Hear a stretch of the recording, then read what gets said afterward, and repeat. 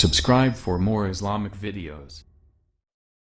کہتے ہیں کہ لڑکی کے نام اور آواز میں بھی پردہ ہے، بالکل پردہ ہے، اسی لیے تو قرآن نے کسی لڑکی کا نام نہیں لیا۔ اللہ نے قرآن پاک میں کسی عورت کا نام نہیں لیا ماں سوا مریم، اس لیے لیا کہ عیسیٰ علیہ السلام کا باپ نہیں ہے، عیسیٰ ابن مریم، ورنہ کسی بیوی کا نام نہیں آیا، یعنی حضور پاک کی بیویوں کا نام بھی نہیں آیا۔ وجہ علماء نے یہی لکھی ہے کہ عورت کے نام پر بھی پردہ ہے، اور عورت اذان نہیں دے سکتی، امام نہیں بن سکتی، کیونکہ اس کی آواز پر بھی پردہ ہے۔ بالکل لڑکی کو غیر محرموں کے سامنے اپنی آواز، حتیٰ کہ تلاوت قرآن مجید زور سے نہ کرے۔ آج کل تو جی گانے بجانے کا دور ہے بابا۔ ایک اعرابی آیا، پرانے دور کی بات ہے، مدینہ منورہ میں ہجرت کے بعد۔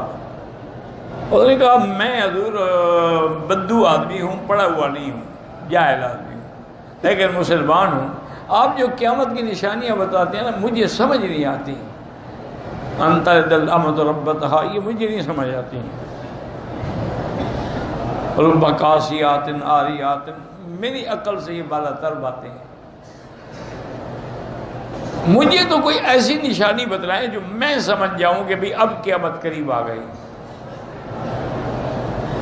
حضور نے فرمایا دو نشانیاں یاد کر لو، مکے میں جب درخت زیادہ ہو جائیں اور مکے کے پہاڑوں پر پانی کی ٹینکیاں بن جائیں تو سمجھنا کہ اب قیامت قریب آ رہی۔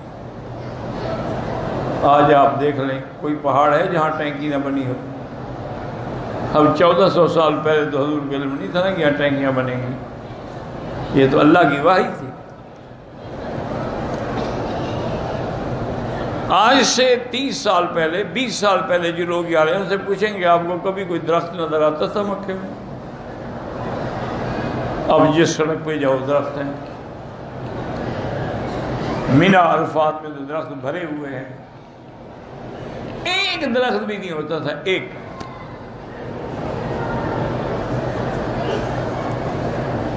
تو حضور پاک نے جو بھی بتلایا وہ اللہ کے وحی سے بتلایا اور وہ صحیح تھا۔